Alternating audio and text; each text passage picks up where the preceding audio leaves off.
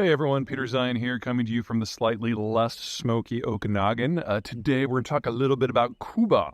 Specifically, there's news recently that the Chinese are maintaining a new listening post. That's pretty much bullshit. It's been there for years. In fact, the Biden administration came out a few days after the initial report and said, yeah, it's been there at least since 2019. Probably been there a little bit earlier. Now, Cuba will always figure hot and heavy in American strategic planning because it controls the Straits of Florida and the Yucatan Straits, which command access to the Gulf of Mexico.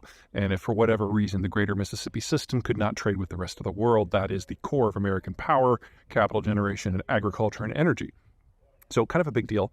And this is the reason why JFK almost got us into a nuclear war over the Cuban Missile Crisis back in the 60s, because the Soviets were militarizing Cuba. Cuba itself certainly doesn't have the military capacity to challenge the United States or close the straits, but it could be a base for a hostile power from out of hemisphere. Of course, the conversation now is whether or not the Chinese are in that role.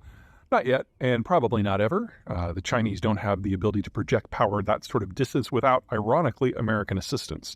So the only Chinese military base abroad anywhere in the world is in Djibouti, and it is only able to function there because the Americans basically indirectly help out with logistics and naval patrol. So I'm not worried about that right now. That doesn't mean that things with Cuba aren't going to get interesting.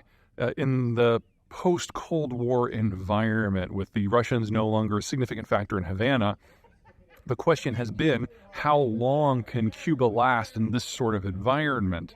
And there's really two big paths that this could go. Number one is a diplomatic solution to the imbroglio in relations between the two.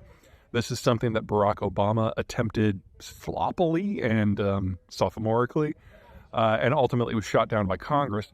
But the idea of bringing Cuba into the North American family, perhaps even into NAFTA, makes a lot of sense, because the workers in Cuba are probably about a third as productive as Americans, but they work for 1/10 the cost. So it would be a really good complement to what the Mexicans really need to industrialize more of their system right now. It would be a huge value add, not to mention the boosts in agriculture and tourism. So some sort of negotiated deal makes a lot of sense, but we'd probably need a better negotiating team than what we had under Obama, but that is literally every other president we've ever had. So, don't rule it out. It's a political question on both sides. There just has to be willingness to work on it again. The second option is a more direct military option, which would include overthrowing the government or occupying it, and we've done that in the past too, although not recently. At the moment that is off the table, it would take a lot more provocation from the Cubans than hosting a listening post. They would have to actually accept more advanced military assistance and have a base, and the Chinese are simply not the power to do that, and the Russians no longer have the capacity either.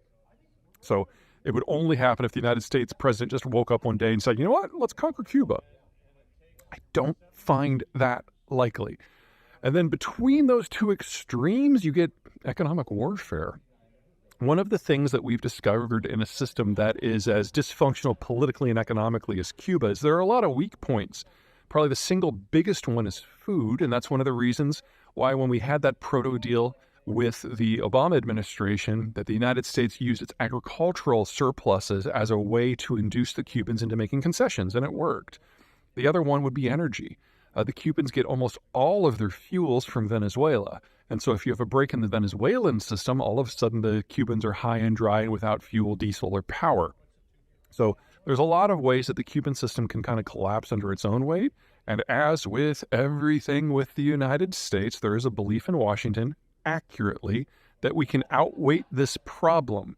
And unless we have some sort of acute challenge to American security, that's just kind of the safest thing to do. It's probably a good bet, but that doesn't mean it's going to last forever.